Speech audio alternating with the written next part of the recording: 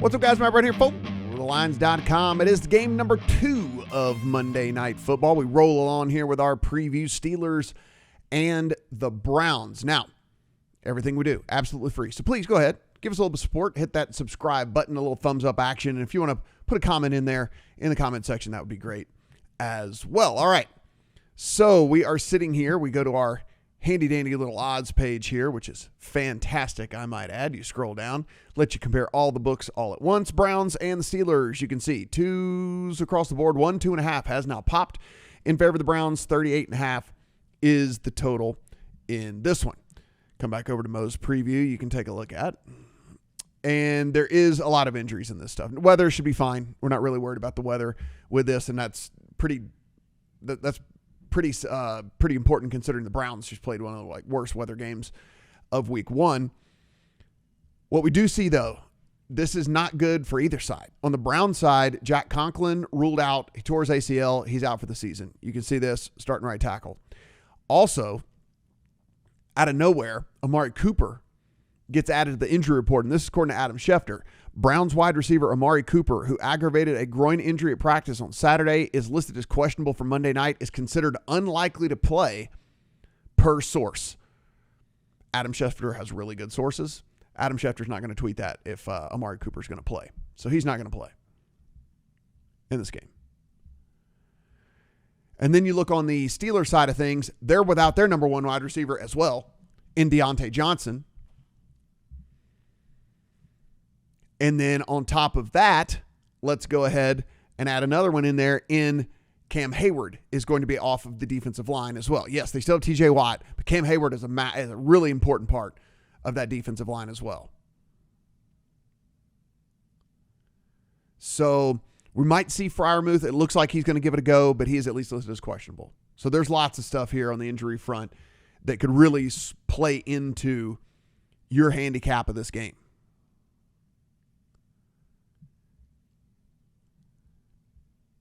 So let's talk about the Browns. And this is something that you're probably not going to want to hear, but we didn't learn anything in week 1. So we don't know anything about this Browns team. They played in horrible weather conditions.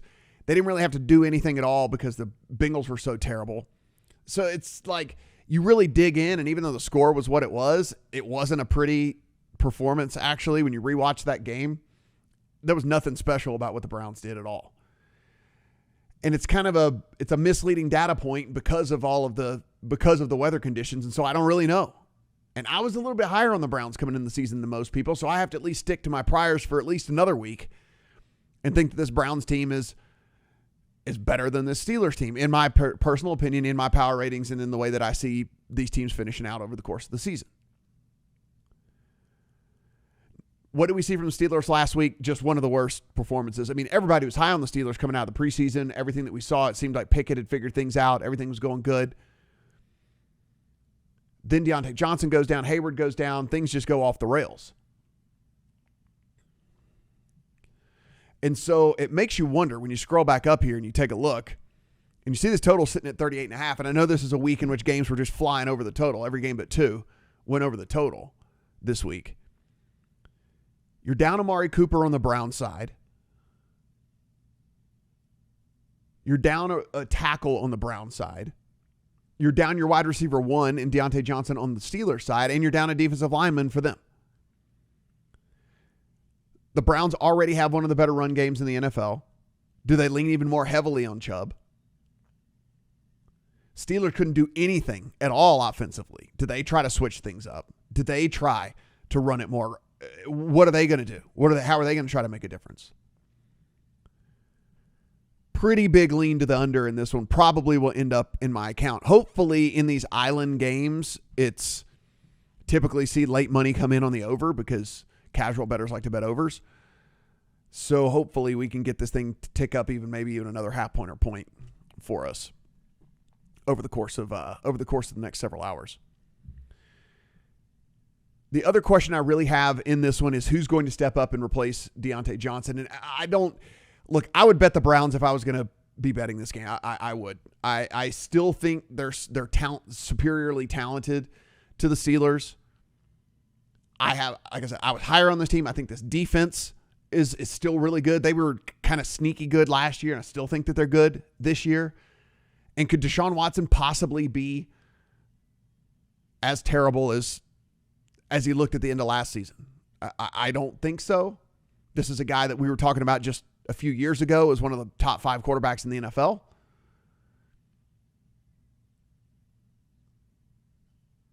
So now we get like some normal weather conditions and we get to see what this team is. That said, he's going to be without Amari Cooper. So how much does that affect everything?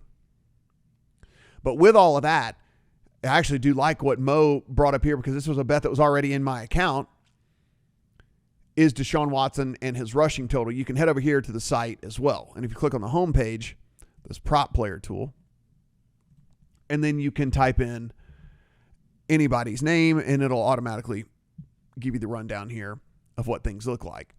And you can see as we scroll down, and we will eventually get to rushing yards, 24.5 is still available out there on Deshaun Watson. And if you're down Amari Cooper, if you're down a tackle, TJ Watt coming through and doing his thing, on top of what I imagine will be at least a couple of designed runs anyway, you're probably going to get a few scrambles as well.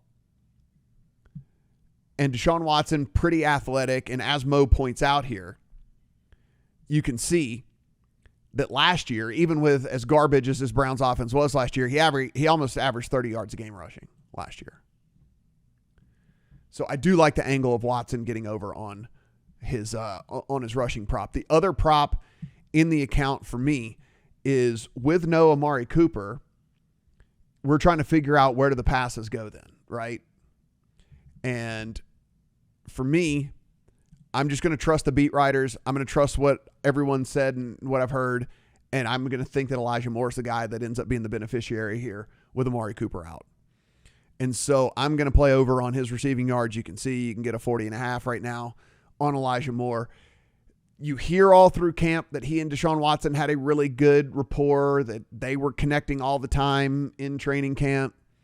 Didn't see a ton of anything like I said, everything was all wonky last week as was anyway. So we don't have any real data on this, but I'm going to trust what we heard in the preseason into this game where your number 1 wide receiver is likely to be out. According to Adam Schefter, he's going to be out. And I trust Adam Schefter more than any other NFL beat writer, because he doesn't put things out that aren't true. So I'm going to say that it's going to be Elijah Moore here in this offense. And so give me the over on 40.5. So now if you're down Deontay Johnson, where do the targets go for the Steelers? And I think everyone is going to flock to Pickens. And it might actually be Allen Robinson in this game.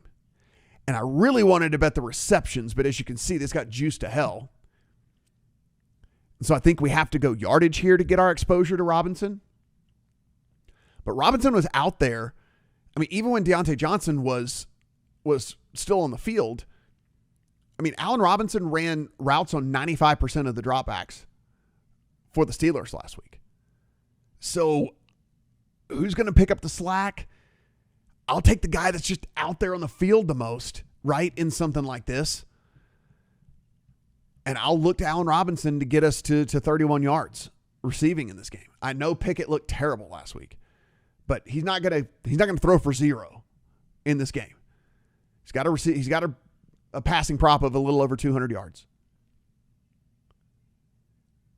And so I'm thinking that 31 of those can go to the guy that I think is going to have to de facto kind of slide into that one role, at least for a little bit, until they figure out how to make Pickens the number 1. So give me the over 30.5. It's gross. I know Allen Robinson hadn't looked good in a couple of years, but somebody's got to catch the ball. Stuff's got to go somewhere. The targets have to go somewhere.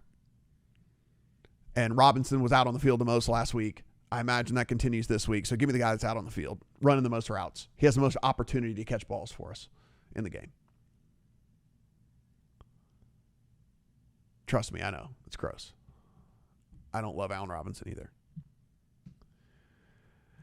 But for me, this game, it's more about the props, I think, in this one. I do think that the under will probably end up in my account. Probably not a big one, but a pretty decent little underlook, given the injuries on both sides of the ball here, and given the fact that the defenses are still upper half defenses in this league.